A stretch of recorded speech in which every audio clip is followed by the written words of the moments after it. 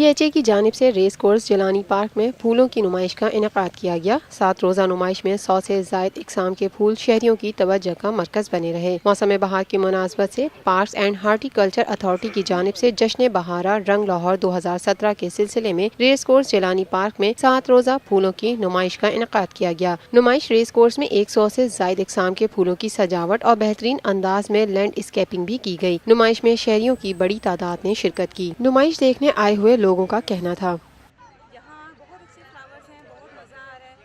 बच्चे एग्ज़ाम से फ्री हो गए हैं, छुट्टियाँ एंजॉय कर रहे हैं। वाटरफॉल बहुत अच्छा है और यहाँ की डिज़ाइनिंग बहुत अमेजिंग है।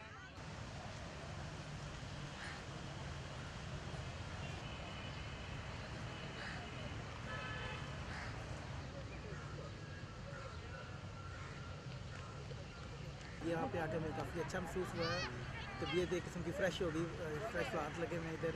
ऐसे इवेंट होने चाहिए लाहौर में, इससे मतलब कि मज़ीद बेहतरी आएगी। जैसे आजकल का माहौल चल रहा है, लोग दरे सहमे हैं, उस हिसाब से ये बहुत अच्छा हुकूमत का इक़दाम, और इसमें मज़ीद ऐसे इवेंट होने चाहिए।